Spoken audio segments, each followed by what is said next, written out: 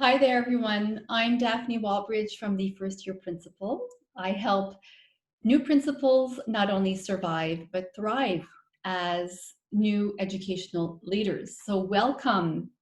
This month, we are focusing on productivity. So it's the month of September. We're back to school, COVID style.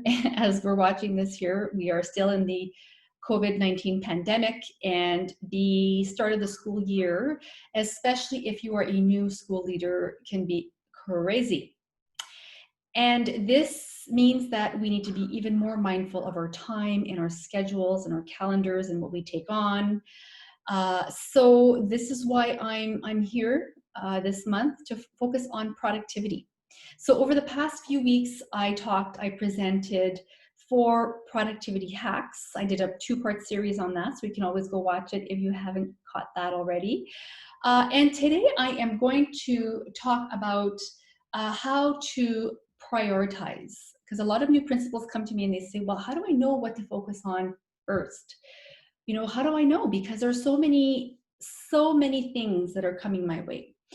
Of course, when you have urgent projects coming from the board and your superintendent is sending you some urgent forms to fill out and whatnot, well, sometimes, you know, things need to take the back seat and you need to address those.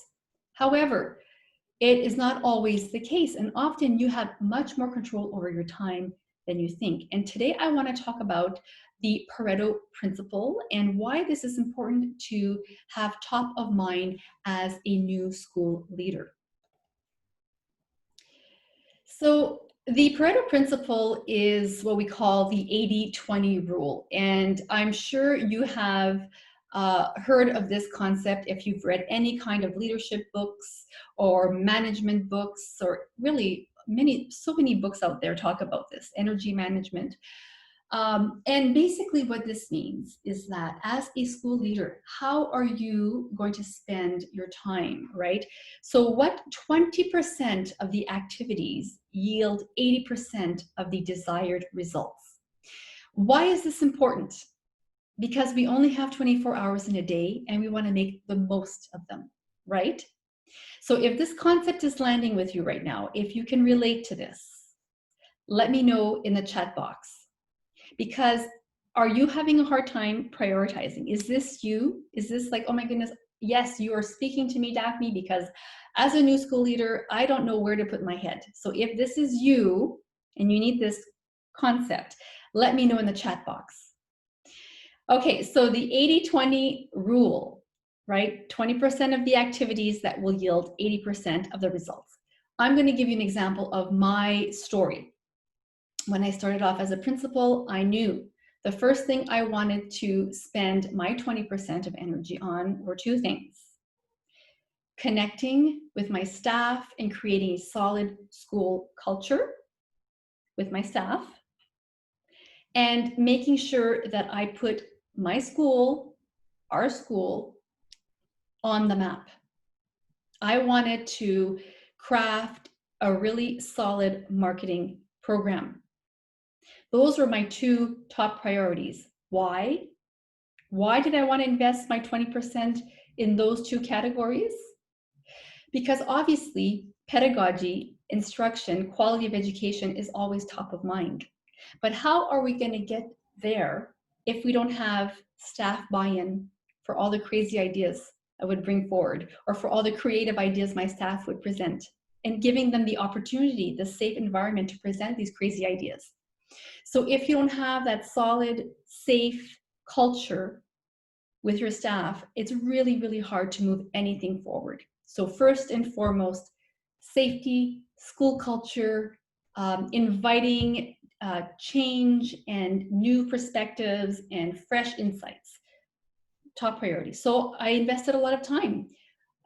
You know, at the beginning of the year, I made sure the staff was well received with small things, you know, fresh flowers in the classrooms and open door policy, and sending out surveys to them to see what they wanted and what they didn't want, and actually acting on it, being present for them. All these small acts, and I talk about this in my upcoming book, The First Year Principal.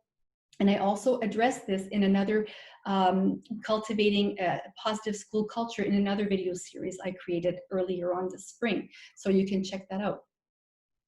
Super important to me. And also the visibility of our school. I wanted parents and community members to see what we were doing every day, what beautiful projects my staff was implementing, and how the students were thriving. I wanted to pull back the curtain and be fully transparent. This only created positive comments, positive outlooks, and it was a great way to promote the school. So all these 20%, helped propel our school into the community and really increase enrollment. So what will be your 20%? That is my question to you. Do you know already? And if so, please share with the group. Let us know in the chat box below what your 20% will be. Knowing this from the start as you embark on your new year will help you guide your activities, your decision-making process, everything. It will filter through this lens. Of course, this can change as the year progresses, but I want you to keep this in mind, the 80-20 rule. And it's also good in all aspects of your life, for your well-being routine, for your personal growth routine, for your relationship routine. What 20% of the activities will yield 80% of the desired results? So I hope today's lesson, it's short and sweet, but very, very powerful. The 80-20 rule, Pareto's law. I'd love to see how you are going to put it into practice in your own life. And if you know someone who is thinking of going into their first principalship, or who is embarking on their first principalship right now, who may need this training, send them over to this page and share this resource with them, because putting insight into action is the best way to grow our confidence and be better school leaders for our kids, because it's a trickle-down effect. When school leadership is solid, positive, and anchored in consciousness and creativity and focused on connecting, then it trickles down to the staff. And when the staff is content and fulfilled and buoyant, then our children feel that as well. So that's why I'm here. Thank you for listening to today's talk, and I look forward to reading your thoughts in the chat box below. See you next week. Bye for now.